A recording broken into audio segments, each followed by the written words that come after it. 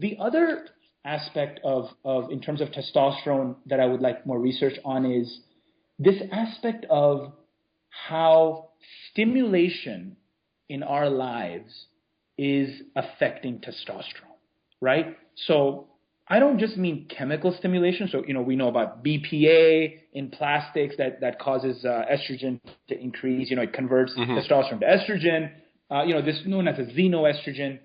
And there's other oxidative stress out there that we should be kind of wary of, which induces free radicals in the cell and so on.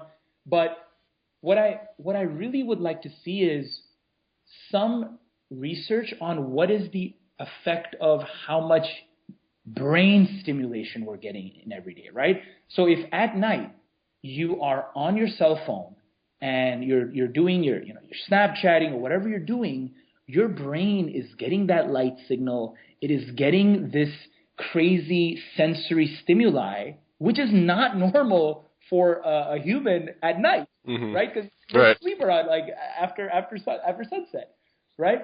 So how is that affecting testosterone, right?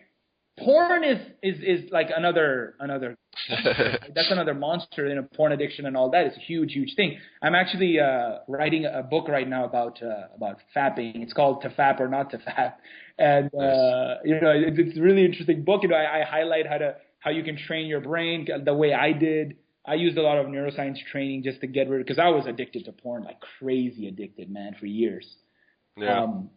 Yeah, that's something we wrote an article about that a little while, the whole porn-induced ED, how that the saturation of dopamine that you can get from that causes the desensitivity and, the problems that can bring. So, yeah, that's something I swore off of and been going strong on for a while now. And I'll touch on one more thing. The nutrition industry, the food industry right now is huge, man. I mean, for guys who are listening who are like investors or are kind of like in the VC field, there's a food bubble, man. Like when I was in Silicon Valley, I spent like 8 months there just researching food and nutrition and how the startups are doing and all the technology. And it seems that this aspect of what should people eat, right, is huge because for one, it's individual variability, right? For some people, fruit will kill them, right? They have fructose intolerance. And for some people, fruit is great for them. You know what I mean? It's the same thing with the lactose and these aspects.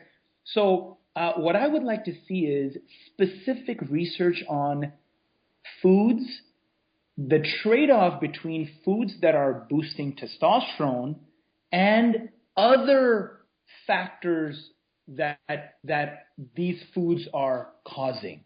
Right? So there's this big push by political figures and pharmaceuticals and so on, which claim that saturated fats are bad, right? They claim that cholesterol is bad, and this is not so, right? This is complete bullshit. But what I would like to see is research done that can prove all these things that we're saying in a very significant and solid way, man.